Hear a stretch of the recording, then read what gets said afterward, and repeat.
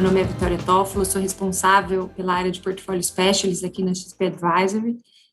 Estou com o Rogério Freitas, que é o Head de Gestão também da XPA, para a gente conduzir mais um mês aqui na nossa apresentação sobre a visão e a alocação da XP Advisory, né? Então, assim, a ideia é que a gente traga para vocês discussões que a gente tem tanto no âmbito global, né, o que tem acontecido lá fora, qual a dinâmica dos mercados, o que isso impacta o Brasil, obviamente, dar mais detalhes, né, do que está acontecendo também, dinâmica de mercado local, e como que a gente tem traduzido toda essa visão para os nossos portfólios. Acho que a ideia aqui é a gente fazer uma apresentação, algo como 40, 50 minutos, e deixar os últimos 10 minutos para responder perguntas que vocês podem enviar, tá, ao longo da apresentação, no espaço dedicado aqui a Q&A. Espero que vocês desfrutem do call. Vou passar a palavra para o Rogério e depois eu volto. Obrigada. Como a Vitória falou, vou falar um pouco sobre o nosso cenário global. Depois eu vou entrar um pouco em Brasil, que é a parte um pouco mais dura, para não dizer desanimadora. E depois eu vou dar uma conclusão e passar para a Vitória falar um pouco mais das nossas posições, né? Vou compartilhar aqui uma tela. Começando, então, pessoal, pela parte, a nossa visão global. A gente já falava muito aqui, a gente já vem falando, né, os últimos vários meses sobre a importância da variável inflação na definição dos preços dos ativos, né, do nosso cenário aqui. A parte de inflação é muito importante, porque o cenário inflacionário vai ditar o rumo, né, a velocidade, né, que a gente fala que o pace de redução dos estímulos, aí tanto o pace do tapering quanto a velocidade e o momento, o timing do lift-off, né, do início da normalização de taxas de juros. A gente sempre falou aqui que o movimento, né, existia duas teses, duas visões entre uma inflação mais temporária, um ambiente de inflação transitória, onde são choques temporários que a economia está passando, tanto choque de oferta quanto choque de demanda, e uma visão oposta, que a gente está entrando num mundo de inflação um pouco mais descontrolada, policy makers atrasados, lenientes, deixando a inflação desancorar. Isso ia levar, consequentemente, um aperto monetário mais descoordenado lá na frente, que, consequentemente, ia levar as economias para uma recessão. Então, entre esses dois cenários opostos, né, o preto e o branco, em economia, a gente sempre fica falando aqui de preto e branco, né, dois cenários opostos, só que acaba que a gente vai para um cenário mais de cinza. Existem várias tonalidades aqui de cinza no meio do caminho, e geralmente acontece isso, né? A gente fica falando de dois cenários opostos, só que tem várias tonalidades no meio do caminho. A beleza de economia, eu acho que é exatamente essa, né? Tudo tem várias possibilidades de cenários no meio do caminho, e a arte aqui de gestão é saber como que os preços dos ativos se comportam nessas diferentes tonalidades de cenários no meio do caminho. Obviamente que a gente está indo para um caminho onde a gente tem nesses cenários aqui, esse cenário 1 era o cenário que o Fed sempre falava: a gente vai ter uma corcova de inflação, mas vai ceder muito rápido. É como se tivesse um elemento que tivesse que ser dissolvido pelo organismo econômico. A velocidade de dissolver esse choque, o Fed falava que ia ser muito rápido. O fato aqui está sendo um pouco mais, esse choque, o ambiente inflacionário está levando preços um pouco mais para cima do que o esperado, e está sendo um pouco mais resiliente do que o esperado. Então, essa corcova, em vez de ser sobe e desce, está subindo, está ficando um pouco mais ali, né, mais resiliente, e ao longo do tempo, ao longo do ano de 2022, ela vai sendo dissolvida. Então, a gente já começa a ver um pouco dessa dessa inflexão aqui ao longo da semana passada, ao longo da semana e semana passada, a gente começou a ver dados aqui que corroboram com o cenário do Fed, né? O cenário do Fed é que a gente está passando por choques temporários, um ambiente de inflação um pouco mais resiliente, né? Um pouco mais resistente de inflação mais alta, mas são inflações mais pontuais, causadas por choques em determinados setores. Se a gente olhar um pouco mais amplo, todos esses choques vão sendo dissolvidos ao longo do tempo, vai ser um pouco mais persistente, mas o fato é que, como que esse cenário de inflação um pouco mais resiliente, mas sim transitória, tá? Não vai ser uma coisa que desancora a inflação e gere, consequentemente, lá na frente, um Fed puxando juros mais descoordenado, que gere um aumento da curva de maneira descoordenada. Não é esse cenário, mas é um cenário mais ou menos cinza, mas mesmo esse cenário cinza é um cenário que corrobora com um cenário de retirada dos estímulos também gradual, um cenário mais coordenado e que faz com que o Fed seja paciente nessa retirada. Como que a gente vê isso? Tem alguns eventos aqui, algumas datas importantes que a gente fica acompanhando. O simpósio de Jackson Hole, a gente já falou aqui no comitê passado, agora em agosto, tem dados importantes que o Fed também vai acompanhar esses dados para ver se realmente a gente está num cenário mais cinza claro, cinza escuro, ou mais tendendo para o preto, que é a inflação um pouco mais descontrolada. Mas, de qualquer maneira, o que parece hoje, né, a gente fala muito que a economia aqui é um filme, e todo filme não são são várias fotografias passando muito rapidamente. A fotografia de hoje, pelo menos, é que em Jackson Hole ele não vai anunciar nada muito específico, vai esperar pacientemente, né, os próximos dados de inflação, e talvez no próximo FONC, em outubro, ele comece a passar de forma mais transparente como que vai ser o início da retirada, a diminuição do programa de compras, né, que a gente fala que é o tapering. Então, ele vai começar o tapering no final do ano. Então, ao longo de 2022, ele vai retirando, reduzindo o programa de compra de ativos, né, de injeção de liquidez, e lá em 2023 ele começa a normalizar o ambiente de juros. Então, assim, o que esse ambiente um pouco mais previsível causa nos mercados, né, de ativos, né? O fato é que a gente sempre combinou aqui, né, a gente sempre trouxe essa curva aqui dos ciclos econômicos, e a gente acha muito disso dentro da nossa visão aqui. Os ciclos de mercado vão muito juntos, né, com os ciclos econômicos. O fato é que depois dessa puxada aqui da volta, né, da reabertura e inflação também puxando, a gente está vendo as inflações nas expectativas, né, de inflação voltando gradualmente para 22. A gente teve essa corcova, né, mas a corcova não descontrolou, não desancorou o ambiente inflacionário, porque são choques.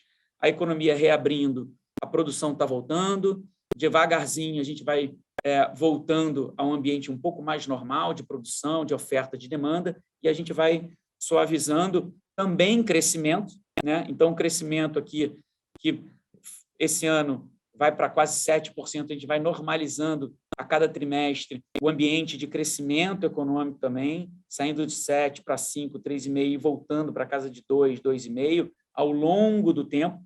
Os ciclos, a gente consegue ver aqui os ciclos mais extensos, e quanto mais extenso e gradual e firme os ciclos econômicos, melhor para o mercado financeiro. O ambiente inflacionário também, depois desse choque, a gente vê os preços voltando, né? Essa corcova sendo dissolvida pelo organismo econômico, e a gente volta a ter um ambiente de inflação mais tendendo mais normal, tendendo a meta de inflação.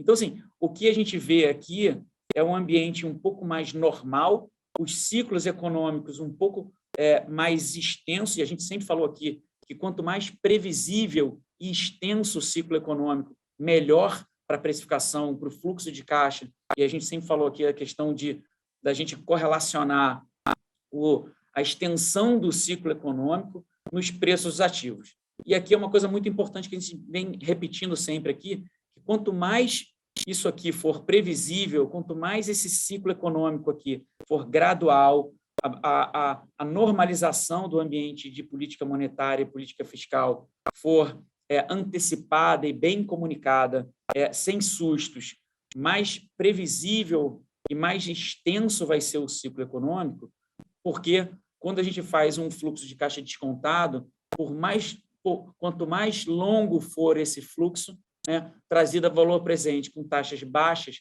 a gente tem um valor do ativo, valor presente desse ativo mais alto. E é isso que está impactando os ativos, né, a Bolsa Americana. A Bolsa Americana está quase precificada à perfeição, porque o mercado está vendo realmente essa extensão do ciclo econômico aqui até 2023, 2024, 2025, né, com ambiente de taxa de juros, isso é importante, muito reduzido. A gente continua vivendo num ambiente de repressão financeira.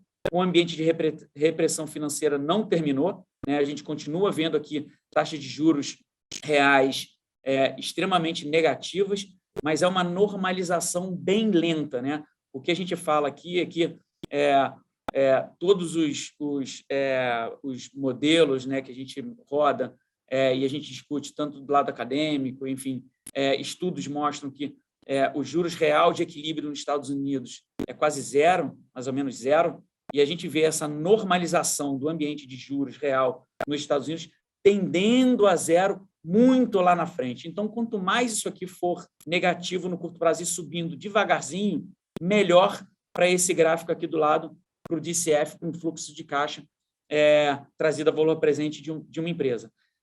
Esse cenário do Fed aqui, que a gente vê aqui no curto prazo, as curvas até achataram, devagarzinho a gente vai ver isso aqui subindo. A gente acha que o 10 anos está mais para 1,75, 2, né, do que esse 1,25, 1,20 que está hoje, mas esse aumento, essa elevação da curva de juros vai ser mais gradual com o desenrolar desse crescimento aqui. Obviamente, a gente tem que ver também aqui se as fotografias ao longo do tempo vão mostrando realmente que essa corcova aqui vai começar a ceder.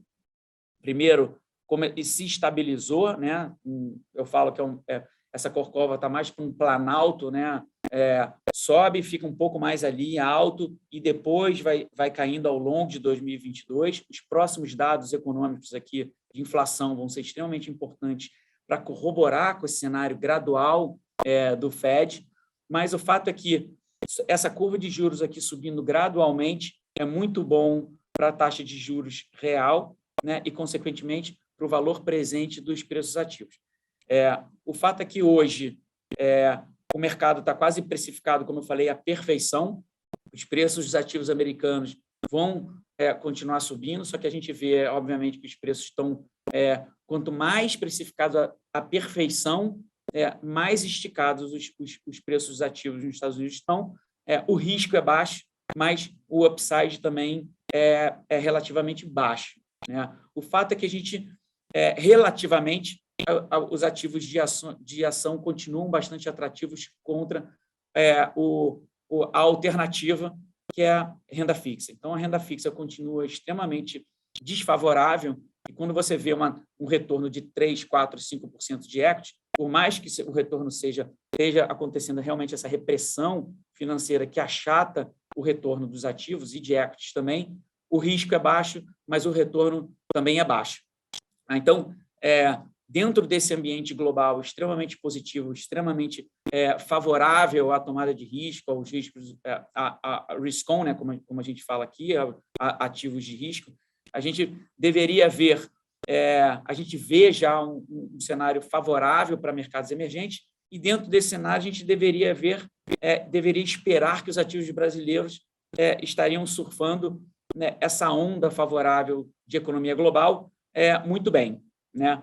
O problema é que isso não está acontecendo, né? A gente fala aqui, e eu acho que até uma piada velha, né, de Brasil, que o Brasil... piada velha é mais válida, né? O fato é que o Brasil não perde a oportunidade de perder a oportunidade. e, mais uma vez, a gente continua aqui tropeçando nas próprias pernas e perdendo uma grande oportunidade de acompanhar todo esse ambiente de excesso de liquidez, de retomada econômica, preços das commodities muito elevadas. A gente está vendo o que está acontecendo com os preços das commodities, a gente poderia estar aproveitando muito bem esse conjuntural muito positivo, né? Então, dentro de Brasil, a gente tem todo esse conflito aqui de risco eleitoral para 2022. 2022 ainda está longe, então a gente pode surfar esse conjuntural positivo, correto? Não. O fato é que o risco eleitoral de longo prazo, trazido ao valor presente aqui, está afetando a política fiscal, e o risco fiscal, como a gente sempre falou aqui, o risco fiscal, o Brasil, o calcanhar de Aquiles do Brasil aqui é fiscal, fiscal, fiscal. A gente sempre falou muito disso, a importância do fiscal impactando o risco país e sendo um drag aqui puxando o Brasil para baixo e deixando que o Brasil participe aí desse crescimento global.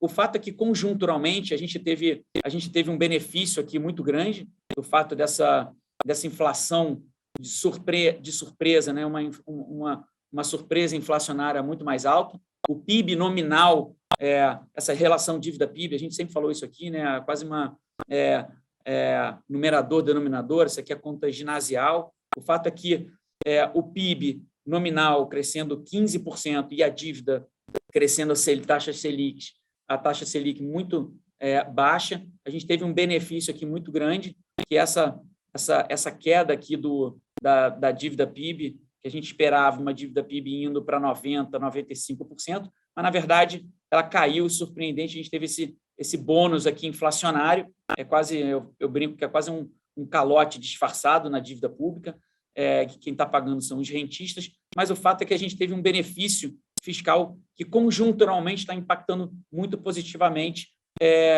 a sustentabilidade, perspectiva de sustentabilidade da dívida pública. A gente teve um bônus aqui, a gente poderia estar aproveitando. O problema é que toda essa incerteza eleitoral está trazendo a valor presente, está fazendo com que o governo tente gastar um pouco mais para comprar um pouco mais de popularidade, visando a eleição de 2022. Então, o risco eleitoral está sendo trazido a valor presente, impactando a política fiscal. E aqui, gente, é uma coisa muito importante. Eu acho que é essa parte mais importante aqui de Brasil que eu vou falar agora. Assim, o fato é que esse mix, né, de políticas e esse mix de política fiscal e monetária pode acabar afetando o nosso mix de alocação de capital. Então, é o asset allocation sendo impactado pelo mix de políticas públicas, né? O fato é que, e por que isso acontece? O fato é que a política fiscal muito expansionista faz com que a política monetária, em contrapartida, seja mais contracionista. Então, o Banco Central está deixando muito claro isso, que ele estava se encaminhando para uma taxa de juros real neutra. E o que é a taxa de juros real neutra? É mais ou menos 3% de Brasil, e 3% de Brasil de juros real de equilíbrio no Brasil neutro, mais um 3,5% de inflação, a gente se encaminharia aqui para uma Selic de final de ciclo, mais para 6,5%. O problema é que a gente tem um fiscal aqui muito expansionista, e aí, para compensar isso aqui, para a inflação não desancorar, a gente tem que ter um monetário com uma taxa de juros acima do neutro, um pouco mais contracionista, para equilibrar essa política fiscal expansionista. E o que é um monetário contracionista? É um ponto e meio acima da taxa de juros real neutra. E aí a gente está indo aí para um 4, um 4,5, mais inflação um pouco mais acima de 3,5, um 4, 4,5. Então, a gente está indo para uma Selic mais para perto de 8 do que daquele 6 planejado inicialmente. O fato é que Rogério, desculpa, mix... Desculpa, não está no slide, acho que travou aí, se quiser colocar no slide de política monetária. Aí, isso. Conseguiu ver? O fato é que a gente está indo para um mix de política fiscal e monetária que desequilibra um pouco até a alocação de capital. Quando a gente começa a olhar cenário de crescimento, e toda aquela conta que a gente faz lá nos Estados Unidos, a parte de trazer o fluxo de caixa valor presente com taxas mais altas, com risco maior, pode acabar afetando também uma demanda por renda variável e acabar na alocação, na construção do portfólio, a gente pesar um pouco mais renda fixa do que renda variável e acabar afetando aqui toda a atratividade, dado perspectiva de crescimento, retomada econômica com taxas de juros mais altas, a gente vai ter que, em vez de ver crescimentos de médio e longo prazo mais para 2, 2,5, crescimento mais para 1,5, 2, e isso afeta, sim, o resultado das empresas no longo prazo. Adicionando esse risco, a gente vê hoje um ambiente institucional um pouco mais confuso, né? A gente sempre fala aqui que o lado de Brasil confuso sempre foi o lado da economia. A novidade agora é um momento de confusão institucional que acaba afetando também o ambiente de investimento, né? A gente fala que a gente tem visto aqui um governo brigando com o TSE, brigando com o STF, brigando com o Congresso, gerando um ambiente institucional um pouco mais confuso, né? E botando um pouco mais de fog aqui nesse ambiente, nesse cenário econômico, que impacta também o ambiente de investimento, né? Eu acho que tudo isso atrapalha a retomada, tudo isso gera uma incerteza maior para crescimento, para inflação, para taxa de câmbio, para taxa de... impactando também o ambiente monetário. Apesar disso tudo, a gente ainda vê a gente ainda vê um ambiente conjuntural ainda positivo, né? O fato é que, apesar de todos esses riscos aqui, tem coisa boa acontecendo no Brasil. Então, tem muita coisa ruim no preço, mas a gente vê que existe uma atratividade. A gente vê hoje os preços ativos bastante atrativos, até relativamente, não só historicamente, como a gente vê aqui, os PIs, a parte de valor, né, não só da Bolsa, mas quando a gente começa a ver empresas específicas, a gente continua vendo taxas de retorno bastante positivas, fazendo o dever de casa fundamental, analisando as empresas, olhando o lucro, olhando gestão, olhando perspectiva de EBITDA, perspectiva de geração de caixa das empresas. A gente vê oportunidades muito boas, apesar dessa confusão de fiscal, apesar dessa mistura de fiscal com dívida, misturar assim, esses discursos muito contraditórios e confusos, misturando precatório com Bolsa Família, misturando eleição com TSE, com STF, briga de presidente de poderes diferentes. Apesar de tudo, né, apesar de crise hídrica, que a gente também acompanha muito de perto, assim, todos esses riscos que a gente vê aqui no ambiente, a gente ainda vê possibilidade de retomada, né? Assim, toda a retomada econômica é muito positiva, a gente está vendo isso, o Brasil com perspectiva de crescimento muito forte no curto prazo.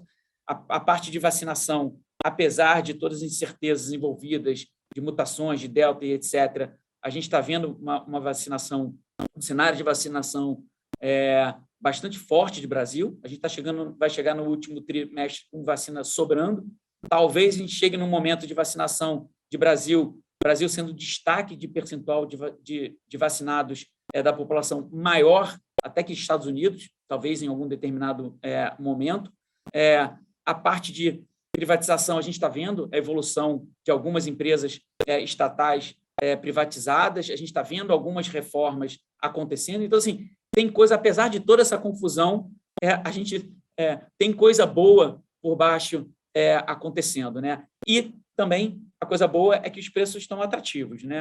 Com toda essa confusão aqui, a gente vê que tem, apesar dessa taxa de juros subindo, apesar do reequilíbrio e do balanço de riscos aqui tender para uma taxa de juros real mais alta e isso afetar, sim, a atratividade de equity, atratividade de bolsa e poder afetar aqui um potencial de mix, né, no nosso asset allocation, na composição dos portfólios, né, da alocação de capital, a gente vê que existe uma possibilidade de descompressão caso a gente tenha aqui um distensionamento do lado político, um distensionamento do lado fiscal. Acho que nas próximas semanas a gente vai ter uma decisão com relação tanto fiscal, a essa questão dos precatórios, essas ideias criativas, né, que atrapalham mais do que ajudam, essa questão de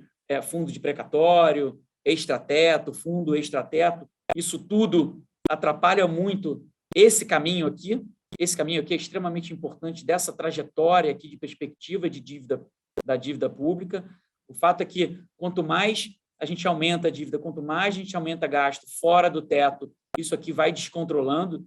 E se a gente olhar a história de Brasil, não é uma história muito boa com relação à dívida PIB. Então, essa trajetória aqui, desde 94, 95, isso aqui vem piorando ao longo do tempo. Em alguns momentos, quando o cenário externo fica positivo, a gente vê essa queda aqui de 15, 20 pontos percentuais, só que logo depois a gente tem essa volta aqui, a deterioração no cenário.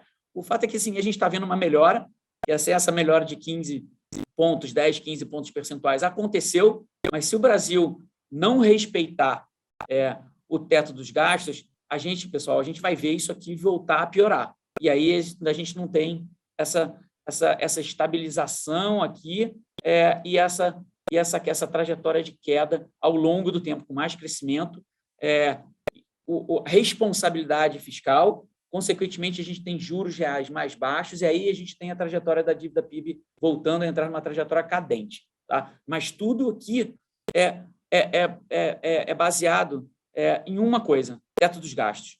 E o teto dos gastos sem extrateto. Assim, o mercado até aceita, o mercado até tolera tirar alguma coisa ou outra, precatória mais para dívida, então vira dívida, mas você não pode tirar precatório e gastar o que você gastaria com precatório. Aí você está aumentando dívida e aumentando gasto. Então, isso é ruim para a trajetória da dívida PIB. Então, o fato é que é fácil. O problema não é um problema difícil de ser resolvido. Assim, o simples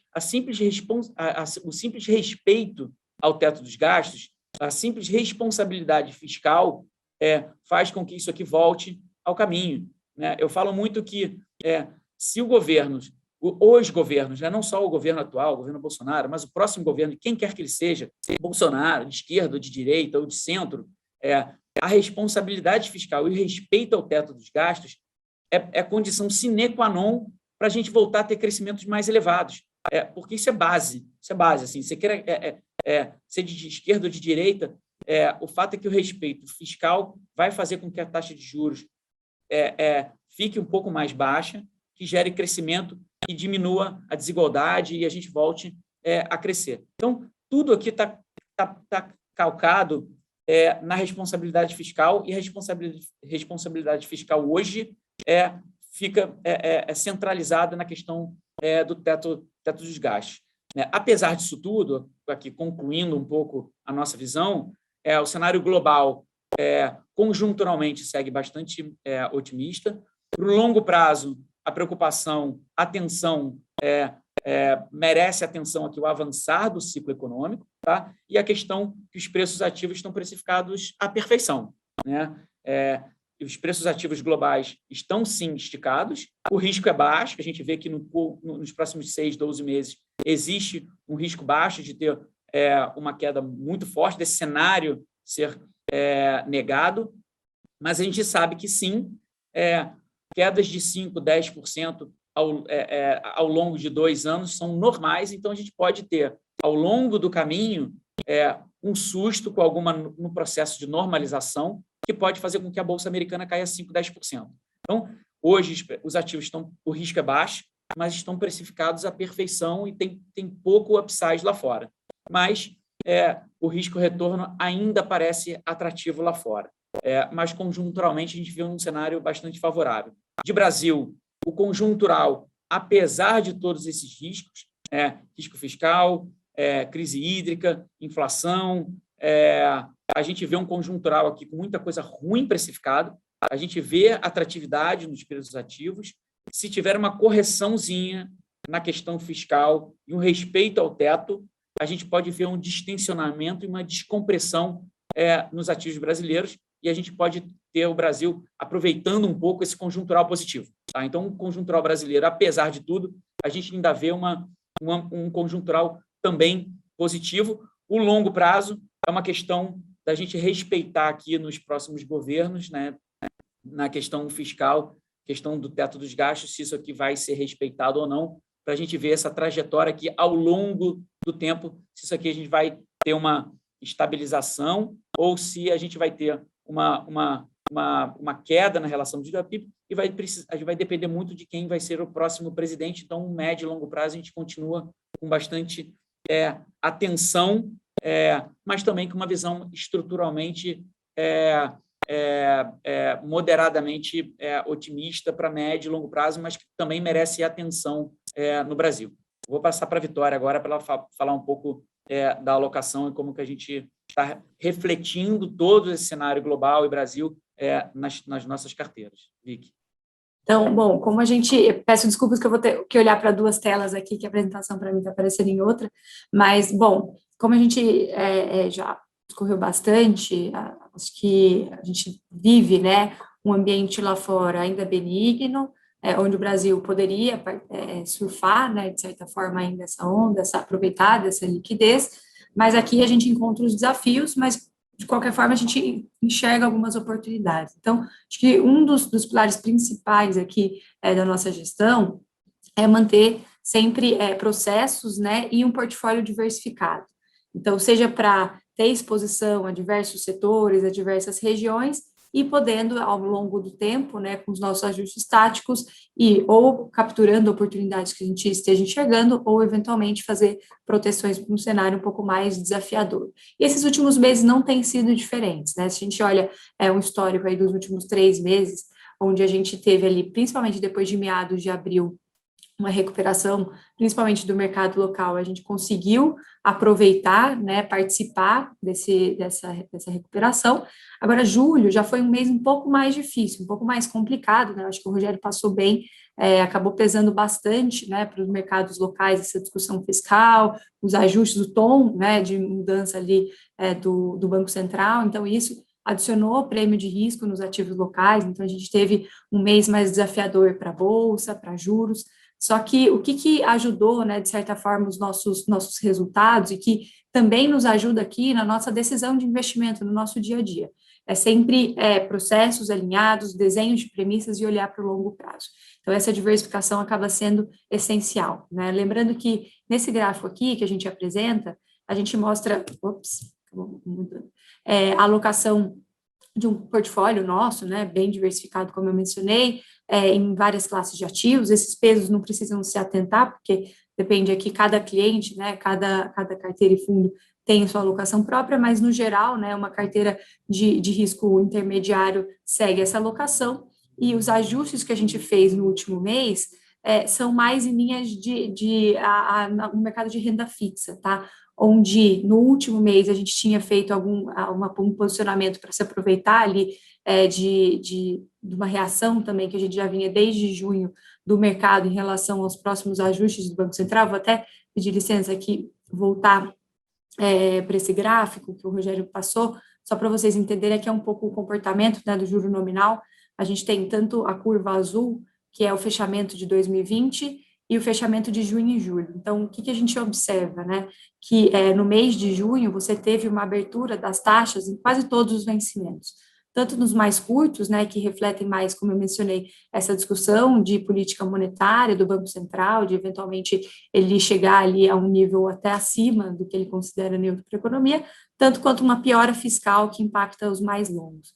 Então, isso fez com que a gente tivesse, né, uma abertura expressiva aqui das taxas, isso traz um impacto negativo. A gente tinha uma posição bem pequena, tática, né, então, considerando hoje tudo que o mercado já tem incorporado, né, como eu falei, o mercado já incorporava aqui uma alta de 100 bips nessa última reunião dessa semana, já incorpora altas, né, seguintes relevantes, né, para as próximas reuniões. Então, observando tudo isso, mais os riscos de curto prazo, que o Rogério passou bem anteriormente, a gente preferiu manter posições neutras, tá, na parcela de renda variável. Então, desculpa, na parcela de renda fixa.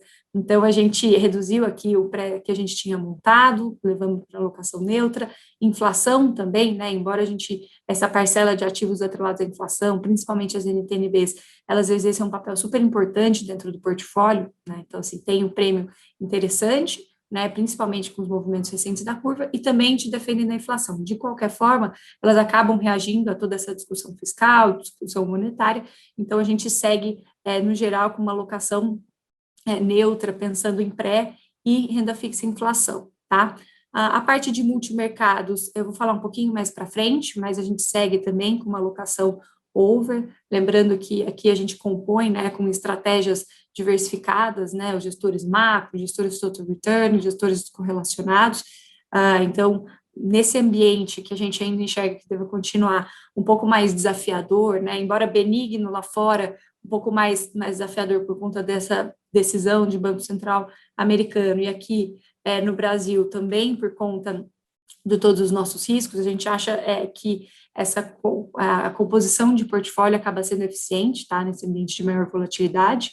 A parcela de renda variável, já vou até passar para a página seguinte, como o Rogério falou, apesar de todos os desafios, né, maiores incertezas que, de certa forma, a gente tem um pouquinho na margem, a gente ainda enxerga boas oportunidades, né, eu acho que a gente está agora, né, semanas aqui de divulgados de empresas, divulgação de resultados de empresas, não só lá fora, mas aqui no Brasil, que tem surpreendido, principalmente quando você pega primeiro e segundo trimestre do ano, poxa, pegou ali a fase, né, de restrições mais severas em diversas regiões, então várias empresas, vários setores foram impactados, mas quando a gente olha já maio, junho, você já vê uma recuperação forte. Então, com essas surpresas do primeiro semestre, e considerando que a gente vai ter uma maior flexibilização ao longo do segundo semestre, que a gente ainda pode se beneficiar, né, de commodities, de outros fatores, a gente ainda enxerga uma oportunidade aqui pensando em renda variável, né? E aí, só que é claro que a gente sabe que não necessariamente o caminho, né, vai ser tão fácil, né? A gente vai ter eventualmente dias mais negativos, dias mais positivos. Então, como que a gente compõe essa parcela? Além dos gestores ativos, né, onde a gente aloca ali nos melhores equipes, né, equipes que estão construindo portfólios, olhando médio a longo prazo, empresas onde realmente se enxerga geração de valor a longo prazo, taticamente a gente se posiciona. Então, o que a gente tem hoje é uma estrutura similar ao que a gente tinha nos meses passados, né, que é uma compra de call, só que, na verdade, a gente postergou, a gente prolongou o vencimento dela, né, então ela se encerrava ali no final do mês passado, a gente passou isso para outubro. E por que isso é interessante, né, porque quando a gente tiver essa recuperação que a gente está esperando, a gente participa dessa alta, né, porque é via opções, então, com a bolsa subindo, a gente participa desse movimento, só que se a gente tiver alguma realização no meio do caminho, esse risco, ele acaba sendo mais controlado, então a gente acaba, eventualmente, limitando ali algumas perdas no meio do caminho, tá?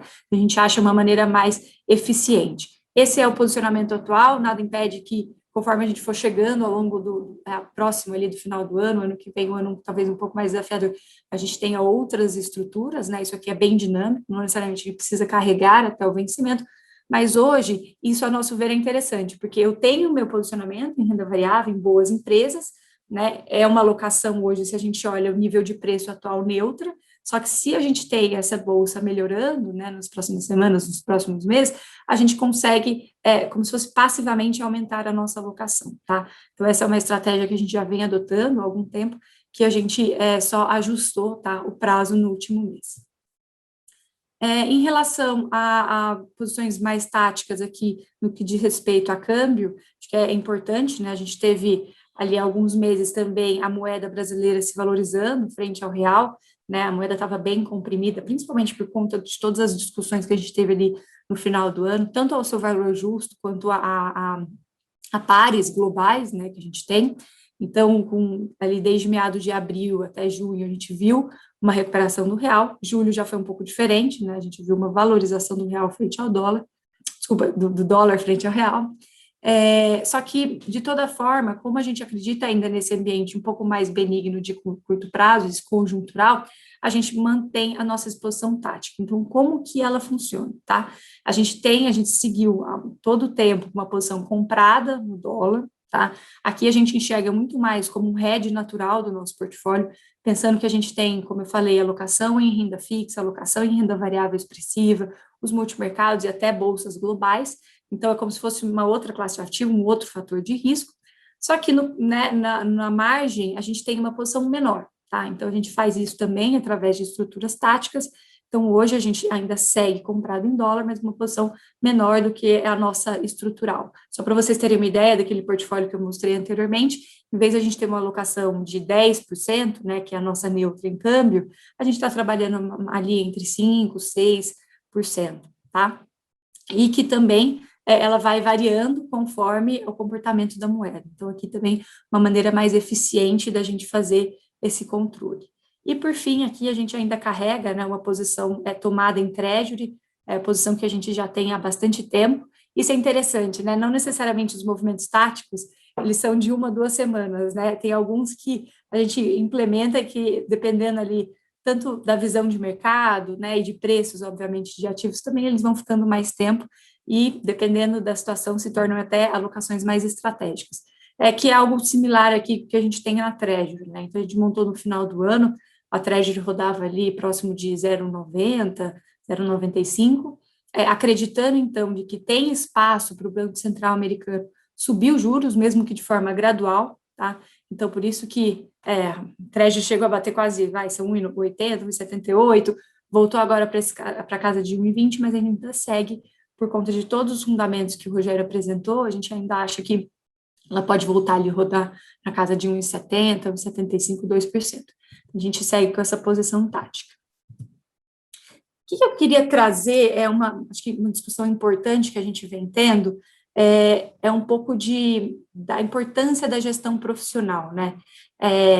A gente tem, geralmente, meses mais intensos, né? Como foi, por exemplo, o caso de julho, onde alguns mercados acabam chamando sempre a atenção, comportamento, ou uma alta muito expressiva, ou uma queda muito expressiva, e muitos clientes, e obviamente a gente também acaba sempre discutindo aqui, de poxa, né, nossa, com essa queda, agora vamos zerar essa posição, né, faz sentido manter ou não? Então, assim, no geral, né, investidores em geral, a gente acaba sempre tendo alguns vieses comportamentais que impactam as nossas decisões de investimento.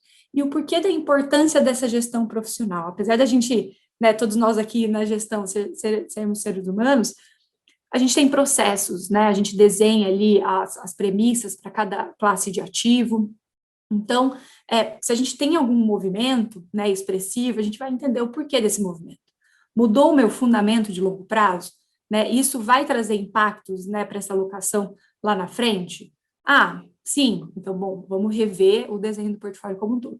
Não necessariamente. Então, dependendo do comportamento, pode ser até uma oportunidade para uma entrada, como eventualmente, né, não fazer nada, né, seguir com essa alocação, porque faz parte do comportamento, às vezes, desse ativo ter uma maior oscilação. E aqui foi um pouco do que aconteceu, né, com China, né, recentemente. Muitos clientes nos perguntaram sobre China. Acho que ontem a gente teve a UGAC, né, e o Arthur, nosso CIO, até fez uma apresentação bem profunda sobre a região, sobre o mercado, mas, de maneira geral, o que aconteceu lá no último mês é um pouco diferente do que vinha acontecendo ao longo do ano. E, de qualquer forma, essa reação dos mercados, né, semestres um pouco mais desafiadores, vão fazer parte de um mercado que está em desenvolvimento, né, onde está aumentando os investidores globais nessas regiões, e que ainda assim tem as suas incertezas também, igual a gente tem em Brasil, igual a gente tem em todos os outros mercados, né? Mas, basicamente, a reação mais negativa que a gente vem acompanhando de China desde o começo do ano, se a gente olhar de fevereiro a junho, né, depois de uma performance muito positiva no ano passado, até porque a China foi uma das únicas economias que apresentou crescimento, né, de PIB positivo ano passado, você teve uma queda das ações, refletindo mais uma expectativa de, poxa, talvez, né, a expectativa de crescimento dessas empresas não vão ser tão altos igual a gente estava esperando. A gente monitora aqui, obviamente, sempre os dados econômicos, então, eu lembro os dados recentes, onde se esperava um crescimento de 2 dígitos ali para o trimestre chinês, veio 9%. Fala, poxa, 9 é um crescimento bom, né? Um crescimento robusto. Ou todo mundo achava que a China continuaria crescendo anos e anos a 2 dígitos, né? Então, tem um pouco essa sensibilidade, isso obviamente traz impacto na avaliação das empresas. Então, esses primeiros meses aqui do ano refletiram mais esse ajuste, tá, de preços, mas nos últimos 30 dias foram riscos um pouco diferentes, né, por conta da intervenção estatal que a gente teve ali no governo, principalmente em 2 setores, setores de tecnologia. Esse movimento, na verdade, ele já vinha acontecendo ali desde o ano passado, né, interrompendo ali a IPO de empresas chinesas em outros mercados desenvolvidos também, mas isso acabou sendo acentuado no último mês, principalmente ali no setor de educação, então, que fez com que algumas empresas tivessem quedas expressivas, né? Isso traz, querendo ou não, um ambiente de maior insegurança, incerteza, mas de qualquer forma, novamente, na hora que a gente vai fazer conta, mudou o fundamento de longo prazo? Não necessariamente, né? Existem riscos, existem oportunidades, a maneira com que a gente também está alocado lá, eu acho que é muito importante. Poxa, os gestores que a gente tem ali, né, principalmente um fundo específico, onde os gestores, os analistas estão na região, eles têm alocação nessas empresas, eles se posicionaram, eles têm ali uma atuação ativa, então a gente não teve mudança de fundamentos, então por isso a gente não precisou, nesse momento, fazer algum ajuste nessa posição. Lembrando que China hoje, dentro dos portfólios locais, tem uma alocação ali que representa mais ou menos 2,5%, né, do todo, que é um pedaço da nossa alocação global. Então, isso, apesar dessa volatilidade, e aqui, acho que exemplifica bem, né, na hora que a gente vê um pouco de histórico de vol do mercado chinês, ela é comum, né? Então, às vezes a gente se surpreende na hora que a gente olha um ano onde um mercado está indo muito bem, poxa, a China está decepcionando. Só na hora que você olha o histórico da região do mercado chinês, você fala, bom, é comum a gente ter essas realizações. Então, pensando no longo prazo, o retorno vis-à-vis o risco vale a pena, tá? Então, por isso que a gente fez essa manutenção de posição aqui. E Reforçando, adicionando, Vicky, claro, só adicionando, reforçando o ponto que você falou, que eu acho super importante, juntando, fazendo uma conexão com análise dos vieses comportamentais, né? Eu acho que isso é super importante, porque a gente usa muito teoria comportamental nos nossos processos aqui. Eu repito muito isso e falo muito, bato isso muito nessa tecla. E como que isso a gente reflete isso? O fato é o dimensionamento, gente. Isso aqui, cara, é gestão de risco. Então, por mais que a gente estude muito China, por mais que a gente entenda a história de China, entenda os gestores de China, a gente esteja muito próximo dos nossos gestores lá, apesar de tudo, a gente sabe dos vieses comportamentais, a gente sabe quando cai muito, a vontade é de diminuir, quando sobe muito, a vontade é de comprar. O fato é que o dimensionamento é chave para a gente continuar dentro de um portfólio que foi construído para o médio e longo prazo. Então, quando a gente montou uma posição de 2,5% num portfólio moderado aqui no Brasil, a gente já sabia, dentro desse histórico que a gente analisou e conversando com os profissionais, com os analistas, com os investidores de China, que todo ano China cai 10%, 15%, 20%. Então, sabendo disso, aí entra a gestão de risco e análise de toda essa teoria, né, comportamental. a combinação, A gente né? sabia que em algum momento, caindo 15%, 20%, a gente ia querer diminuir. Mas se a gente tivesse um percentual adequado para esse momento, a gente ia estar tranquilo para passar por esse solavanco e implementar o que a gente está implementando aqui, investimento de médio e longo prazo. Tá? Então, a gente não precisou diminuir aqui e a gente está adequado. Assim, vai aumentar ou vai diminuir? Não precisa nada. A gente está adequado para esse momento. O dimensionamento é chave para a gente poder aguentar, passar por todas as turbulências que a gente sabia que ia passar em algum momento. Como a gente sabe que a gente vai passar daqui a um ano, daqui a 24 meses, a gente vai passar tudo isso de novo. Sim, e eu acho que é importante deixar claro aqui que, por exemplo, para esse caso em específico, como a gente fez esse bom dimensionamento dentro do portfólio, a gente não precisou ajustar. Mas nada impede, por exemplo, quando a gente tem, quando a gente comunica, né, por exemplo, mudanças estratégicas, que pelo menos uma vez ao ano a gente revisita todas as premissas. pelo menos uma vez ao ano. Então, quando você não tem um ano com quebra dessas premissas, no final do ano você revê e, né, continua ajustando para frente. Agora, se a gente tem uma quebra relevante, que não foi o caso aqui, aí a gente pode ir no meio do caminho, seja um impeachment, seja alguma mudança mais específica, tá? Então, nesse caso específico, a gente não enxergou uma mudança nos fundamentos. Acho que isso que é importante também deixar claro.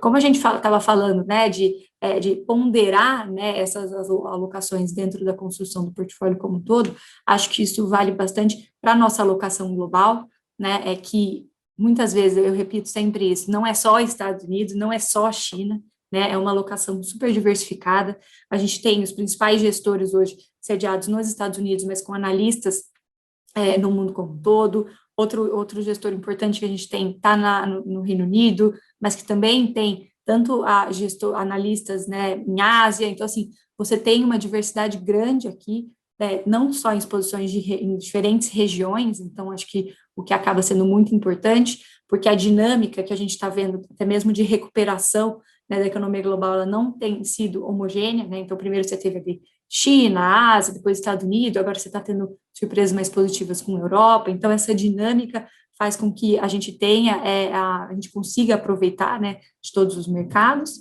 e também uma exposição setorial diferente. Então, assim, na verdade, né, uma exposição setorial diversificada, né, então alocação em empresas de tecnologia, em comunicações, em healthcare, em consumo, né, que vão se beneficiar principalmente agora dessa reabertura, e também de uma forma ativa, acho que isso é importante. Então, em algum momento ali, os gestores também estão movimentando seus portfólios, assim como os gestores locais e a gente faz aqui os ajustes. Vou colocar a minha carteira um pouco mais defensiva, vou aproveitar a oportunidade específica em algum setor, tá? Então, aqui mostra um pouco dessa diversificação nessa parcela. E aí, só para encerrar, que eu sei que eu estou com um tempo aqui bem apertado, mas queria passar um pouco da visão, né, da nossa composição de multimercados e dos fundos de renda variável. No último mês, tiveram um mês um pouco mais desafiador, mas eu acho que a importância, né, dessa construção e combinação de diferentes estratégias que agregam valor no longo prazo. Então, apesar, por exemplo, dos multimercados terem apresentado, né, um mês um pouco negativo aqui de julho, como o mercado em geral, o que foi o destaque esse mês? Os fundos correlacionados. Então, fundos como Canvas, Cadima, Giant Steps tiveram uma contribuição super positiva, então ajudaram a gente a limitar essas perdas maiores que os fundos macros, né, e os fundos de total return sofreram por ter posicionamentos maiores ali, principalmente em bolsas e em juros lá fora. A proteção deles hoje, a maioria deles está em Treasury, então como a Treasury cedeu também, esse hedge acabou não funcionando, mas de qualquer forma, quando a gente olha essa combinação, né, que eu até mencionei anteriormente, nas janelas mais longas, né, no ano, 24, 36 e desde o início, são muito positivas. E dessa mesma forma serve aqui nossa alocação em gestores de renda variável, gestores ativos também, que não necessariamente estão em Ibovespa, então isso mostra, né, aqui um pouco a performance do último mês, que a Bolsa caiu seus quase 4%, esses gestores tiveram quedas, tiveram impactos negativos, mas quedas menores, porque estão posicionados ali em empresas onde eles têm um grau maior de convicção, olhando mais no longo prazo, e da mesma forma, né, a importância dessa gestão ativa, quando a gente olha o longo prazo, adicionando retornos expressivos, né, frente ao principal índice de bolsa brasileira. Aqui são os resultados, tá, as principais alocações, mas só vou passar rapidamente aqui a alocação do nível 3, tá, para que todo mundo fique em mente, mas os movimentos que eu mencionei anteriormente, eles valem para os demais perfis. Então, renda fixa pós-fixado, hoje a gente tem algo como 15%, zeramos aqui aquele pré que a gente tinha montado no mês passado, 15% em inflação, 40% em multimercados, né, refletindo a nossa alocação over, 20% em renda variável, neutro com viés de alta, não temos alocação em renda fixa global e renda variável global 10%, com essa variação cambial rodando ali na casa de 6, 7%, tá? Então, seria mais ou menos isso. Deixa eu encerrar minha parte por aqui e a gente já vi que tem algumas perguntas. Deixa eu já pegar, então, uma pergunta boa aqui, pertinente da Mônica, com relação à posição pré-fixada. A gente chegou a montar uma posição pré pequena, a gente botou o pé, o fundamento por trás da posição, para a gente iniciar uma posição, era que a gente estava, assim, dentro do mix de política monetária e política fiscal. A fiscal estava controlada e estava permitindo a política monetária se encaminhar para uma taxa de juros real neutra de 3%, é a taxa de equilíbrio que a gente acreditava naquele momento. E o que era a gente acreditava naquele momento? Que a gente ia se encaminhar para um 6,5%, no máximo 7% de Selic nesse final de ciclo.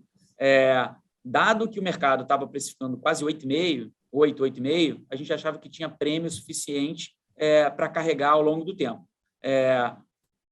Veio alguma coisa que falseou esse cenário. Como a Vitória estava falando da questão de China, nada ainda falseou o nosso cenário a ponto de justificar a mudança na posição estrutural. É simples assim. O que se falseou o nosso cenário estrutural, a gente revê aquela frase clássica, né? Quando as coisas mudam, a gente também muda de ideia. When things change, we change my mind. O fato é que houve uma mudança estrutural no mix de política, né? A política fiscal ficou muito mais expansionista, a ponto do equilíbrio de monetários se caminhar mais para 4,5% de real, levando uma taxa de juros Selic nominal de equilíbrio mais para 8,5%. E o fato é o seguinte, que a gente não sabe qual é a política fiscal. A política fiscal pode ser mais expansionista ainda, levando até uma possibilidade, dado que, assim, eu repito muito aqui, a gente não tem bola de cristal, a gente trabalha com cenários, com possibilidades, com probabilidades. O fato é que a probabilidade da gente ter uma taxa de juros real, dado a fiscal frouxa, o equilíbrio monetário pode ser 5, pode ser 6, a gente não sabe. E se for 6, com uma inflação de 4, a gente pode chegar numa Selic de 10. A probabilidade desse 6 de real é pequena, pode ser 5, 10%. Mas se você coloca dentro de uma árvore de probabilidade, qual é o preço de equilíbrio aqui? Talvez é um CDI, um janeiro 23, mais para 9 do que para 8, né? Dito isso, fazendo todas essas análises aqui, obviamente, muito mais profunda, questão de inflação, perspectiva de inflação, o que a gente está vendo na difusão, nos índices de difusão, inflação na margem, as expectativas e atividade, a gente estopou rapidamente, e ainda bem que a gente estopou, porque já viu quase 60 vezes. E a gente pode aguardar um melhor momento para a gente ter uma clareza maior da política fiscal, para a gente saber qual é o juros de equilíbrio da Selic hoje. Sabendo isso, a gente vai saber onde vai se encerrar e talvez a gente possa voltar a fazer uma posição pré. Mas, no momento, com essa incerteza toda, foi falseado o nosso cenário, Mônica, e a gente saiu rapidamente. A gente tinha botado o pé ali, com 2,5 da posição, 2,5 no vencimento bem curtinho também, né? Um destaque, assim, que não era nem um vencimento longo, que tinha uma duration, um risco muito grande. Era um prazo ali, janeiro 23, então um risco bem pequeno.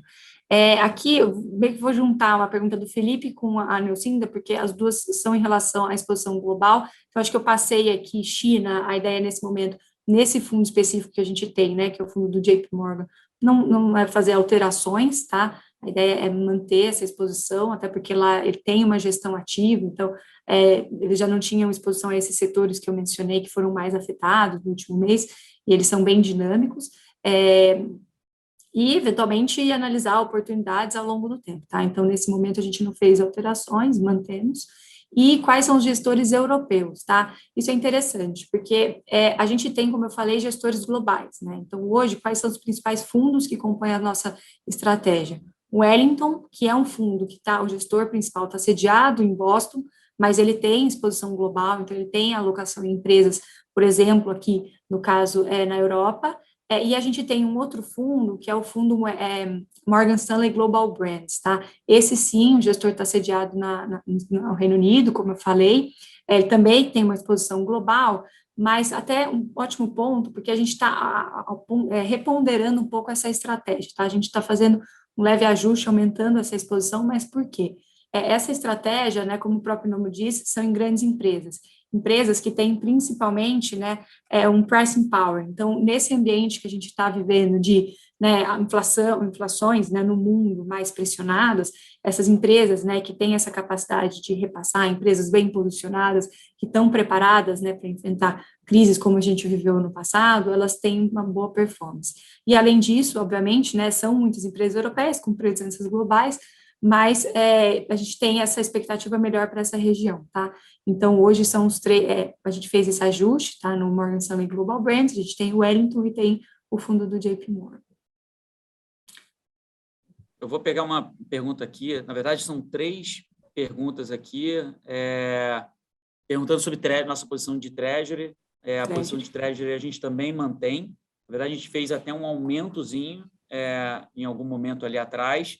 A gente continua, sim, achando que a curva de juros de 10 anos vai gradualmente caminhar para uma taxa de juros real de 10 anos mais para zero, tá? Agora está bem negativa. A gente acha que o juros real de equilíbrio nos Estados Unidos está hoje perto de zero, e se a gente pensar nisso, vai ser uma Treasury mais para 2 do que para 1,20, 1,25, que está mais ou menos agora. Então, a gente continua achando que é uma posição que vale a pena estruturalmente a gente manter, além de ser um hedge natural, se a gente tiver algum susto inflacionário, alguma surpresa de inflação que gere um spike na curva de juros, impactando as outras classes de ativos. Então, a gente continua, por mais otimista que a gente esteja, e é muito da nossa filosofia aqui, né, o fato da gente, por mais que o nosso cenário base seja uma elevação gradual da taxa de juros e da política monetária,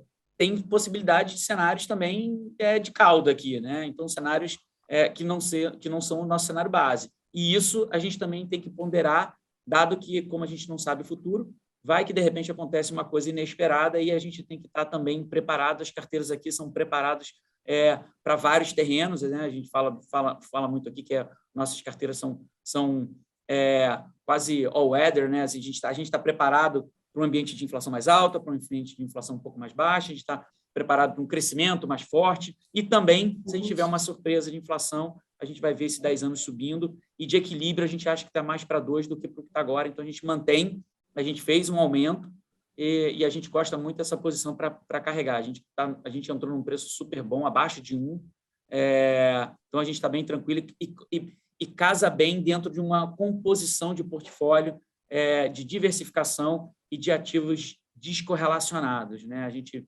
minimiza risco e sem abrir mão de retorno no médio e longo prazo.